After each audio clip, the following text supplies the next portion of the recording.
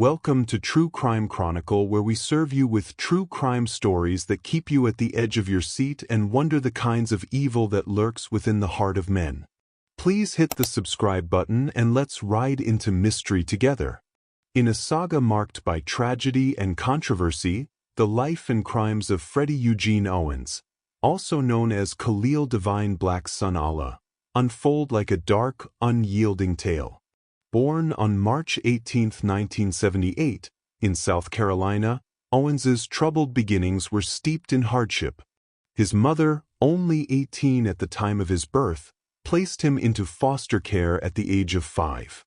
Enduring abuse and neglect during his early years, he was later returned to his biological mother, who remarried after parting ways with his abusive birth father. The young Owens witnessed further violence at home, including the harrowing sight of his grandmother shooting a man when he was just 7, and it was in this turbulent environment that he was diagnosed with antisocial personality disorder. The dark turn in Owens's life took shape on November 1, 1997, in Greenville, South Carolina. On that fateful day, Owens, then 19, set out with 3 friends, Lester Young, Nakio Vance, and Stephen Andrew Golden, with the intent to commit armed robbery.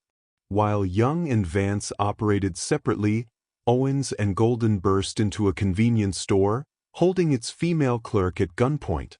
According to Golden's testimony during the subsequent trial, Owens shot the 41-year-old clerk, Irene Granger Graves, after she failed to open the safe. The fatal gunshot to her head marked a moment of irreversible violence. In the ensuing chaos, the pair fled with a meager $37.29 from the cash register, leaving behind a grieving community and a single mother who lost her only source of support for her 2 sons and 1 daughter. Within 10 days, on November 11, 1997, Owens was arrested and charged with murder alongside the 18-year-old Golden.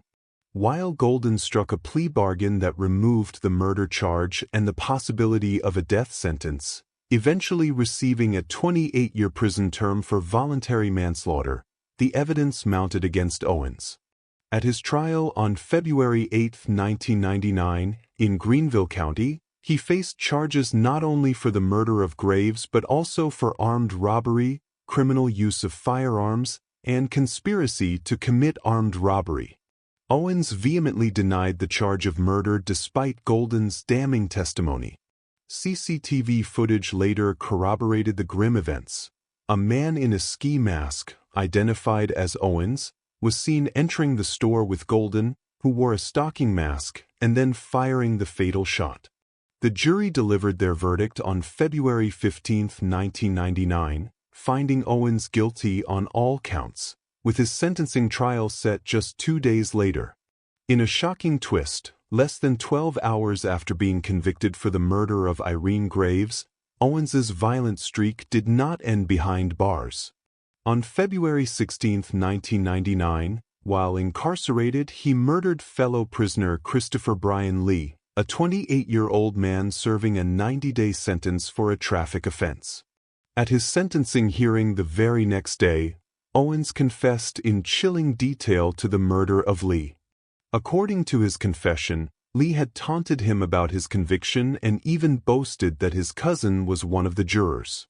Enraged, Owens attacked Lee with brutal force, striking him in the face, stabbing him with a ballpoint pen in both the eye and throat, repeatedly strangling him with a sheet, and finally bashing his head while burning his hair and eyes with a cigarette lighter. Despite maintaining his innocence, Owens claimed his actions were a response to false accusations. The courtroom was left in stunned silence as both the prosecution and defense presented their closing arguments. The prosecution highlighted not only the brutality of the murders but also the irreversible impact on Graves' family, whose children were orphaned, pleading for Owens to face the ultimate punishment. Consequently, the jury sentenced him to death for Graves' murder, alongside additional jail terms for robbery, 30 years, criminal use of firearms, 5 years, and conspiracy to commit armed robbery, 5 years. Later, Owens and a 19-year-old alleged accomplice, Fred Walker Jr., faced charges for Lee's murder, though the second charge was eventually withdrawn in 2019 as Owens exhausted his appeals. The legal battles that followed were as turbulent as the crimes themselves. On September 4, 2001, Owens appealed to the South Carolina Supreme Court, which affirmed his convictions for Graves' murder and the associated robberies but vacated his death sentence and other jail terms due to procedural errors, ushering in a series of resentencing trials. On February 17, 2003, Owens was again sentenced to death. Circuit Judge John Kittredge characterized his acts as reflecting a total and utter disregard for the rights and safety of others, and deemed his case the worst of the worst. The legal process continued with another resentencing trial granted on November 20, 2004, and in 2006, after the trial before a jury, Owens once again faced a death sentence. South Carolina law, however, precluded additional prison sentences for firearm-related charges in cases where the death penalty or life imprisonment was imposed. Owens's subsequent appeal against his third death sentence was ultimately rejected on July 14, 2008, by the South Carolina Supreme Court, which cited extensive evidence of his violent misconduct in prison, including setting fires, sexual misconduct, vulgarity, stabbing a guard and a fellow inmate, and possession of homemade knives. During his long tenure on death row at Broad River Correctional Institution, Owens underwent significant personal transformation. In 2015, he converted to Islam, adopting the name Khalil, Divine Black Son Allah, though he retained his original name in court records. His intellectual pursuits grew during incarceration. He became fascinated with African history, urging his niece to explore the legacy of Nubian Queen Amanirenas. Conversations with his lawyers ranged from discussions of the University of Timbuktu to the history of bonobo apes and even the origins of cartoon character Betty Boop. Alongside writing essays, poems, and personal reflections, Owens also learned to read and write Arabic as an expression of his newfound faith. Despite these transformations, Owens's fate remained sealed. His death sentence, originally scheduled for October 3, 2008, was delayed by a U.S. Supreme Court stay pending appeal. Subsequent execution dates set for January 9, 2009, and June 25, 2021, were similarly postponed due to legal challenges, last-minute appeals, and a statewide moratorium on executions stemming from drug shortages and supplier refusals. By 2021, with the last execution having taken place in 2011, Governor Henry McMaster's administration revived alternative methods, including the electric chair and firing squad, allowing inmates to choose their method of execution. In September 2023, reports confirmed that South Carolina had procured drugs to resume lethal injections. Owens, along with several other death row inmates, mounted a legal challenge against the use of electrocution and firing squads in 2023, arguing these methods constituted cruel and unusual punishment.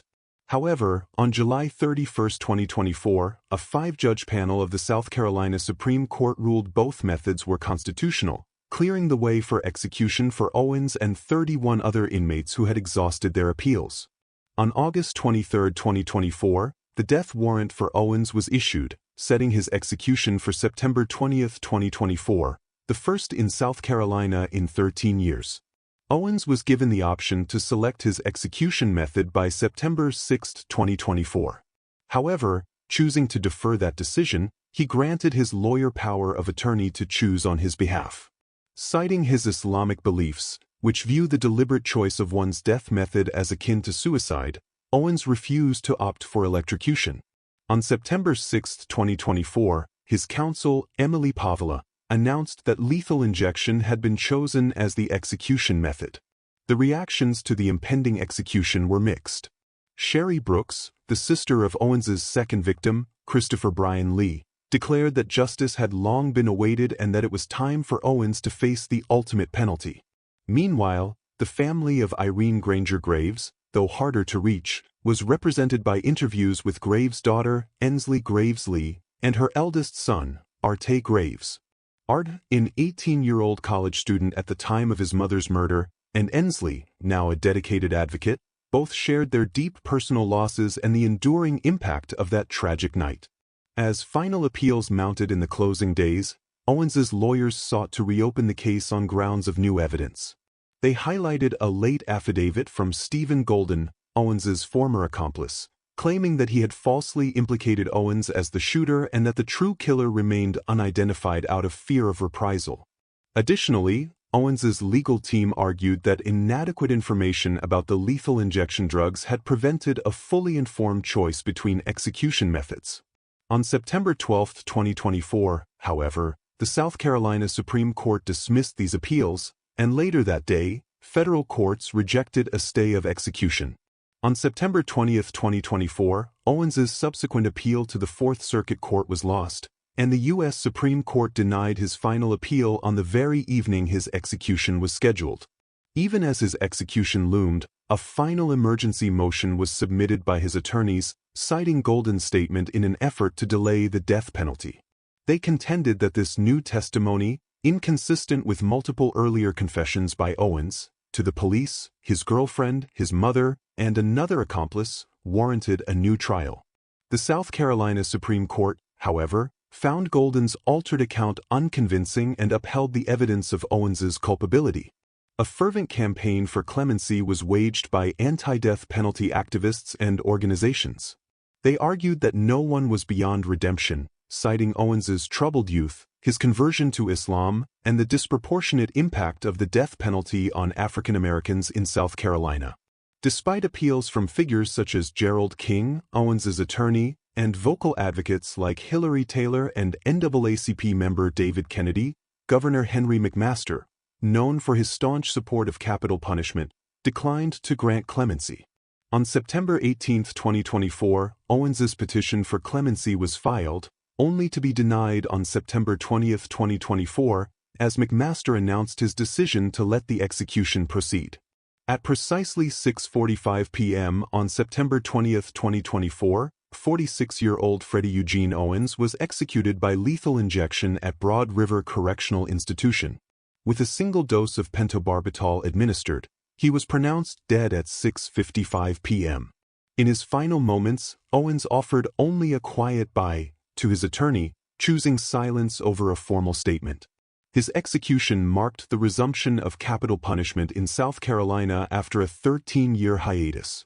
In a final poignant detail, Owens's last meal included 2 cheeseburgers, French fries, a well-done ribeye steak, 6 chicken wings, 2 strawberry sodas, and a slice of apple pie. Owens's execution came as part of a slate of 5 inmates across 5 states scheduled for death between September 20th and 26th, 2024. Alongside him were Travis James Mollis of Texas, convicted for murdering his 3-month-old son in 2008, Marcellus Williams of Missouri, found guilty of killing a former reporter in 1998, Alan Eugene Miller of Alabama, convicted for a 1999 spree shooting that claimed 3 lives, and Emmanuel Littlejohn of Oklahoma, executed for the 1992 murder of a convenience store owner. This is the stark and unyielding chronicle of Freddie Eugene Owens, a narrative of early hardship, violent crime, relentless legal battles, and the final, irreversible act of state-sanctioned execution. So what do you think? Was justice truly served? Was the death sentence a necessary punishment, or has the system failed? Let us know your thoughts in the comments below. And if you want more deep dives into true crime cases, don't forget to like, share, and subscribe. See you in our next gripping true crime story. But until then, stay away from crime.